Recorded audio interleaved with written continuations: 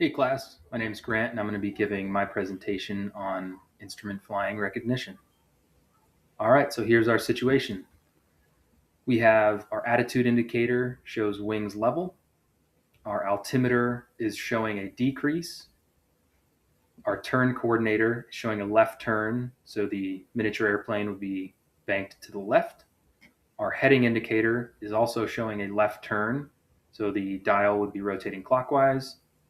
And if our airspeed or our altimeter is going down, our vertical speed indicator is going to be negative. And our airspeed will probably be increasing. From here, this looks like a vacuum pump failure. So the vacuum pump feeds the gyros of the attitude indicator and heading indicator. So both of these are going to become unreliable.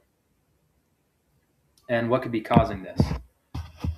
This report found that regarding human factors, vacuum hose leaks are often caused by personnel failing to properly secure the clamps due to lack of knowledge or the required mounting force. So this may be something that's completely not your fault, but that also means if you're not involved with it, it may not be avoidable unless you're completely tearing your plane apart, checking all the hoses, clamps, seals, everything like that.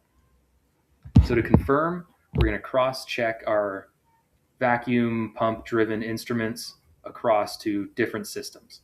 So if our attitude indicator shows wings level and our turn coordinator shows a left turn, we know that one of those has to be incorrect. And if our attitude indicator shows wings level and our altimeter and vertical speed indicator are also disagreeing, most likely that our attitude indicator has failed us. Same with the heading indicator. That is driven by the same vacuum pump. So we're going to regard both of these as faulty. We could also check our suction gauge, double check there. The cross check. So this is something you want to do as often as you can, practically. Cross-checking the instruments routinely is a good habit to develop, and that's straight from the FAA. Ideally, we want to catch these faulty instruments before you're too far off course or in too unusual of an attitude. Our immediate actions are going to be power, bank, and attitude. So we're going to power down since we're descending, wings level to take some of that load off the wings, and then pitch up until we get to our desired altitude or straight and level flight from there. From there, we want to declare an emergency. So we will squawk 7700 and begin our message with Mayday, Mayday, Mayday. Malfunction reports must include aircraft identification, equipment affected, degree impaired, and nature or extent of assistance desired. That's from 14 CFR 91.187. So an example of that would be Mayday, Mayday, Mayday. Center, November 123, Alpha Bravo.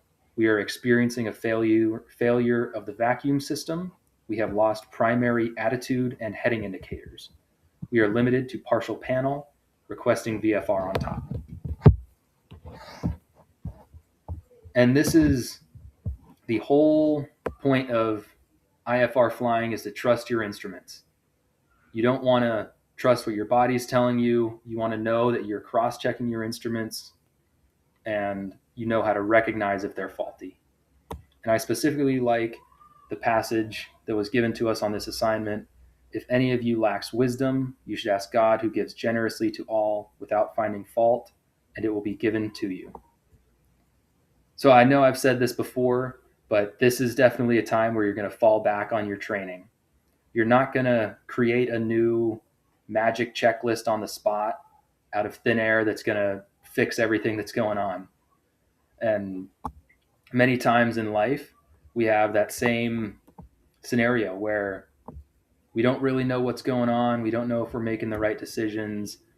And if we're there and we're trying to create, a new moral system, we're trying to rationalize our immoral choices, that's where you can lead into guilt and stagnation.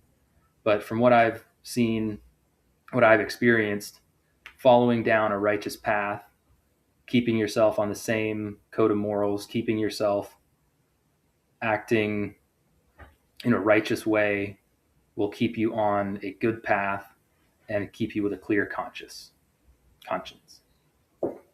All right, here are my references. And if anyone has any questions about this presentation, I'll be here. Thanks.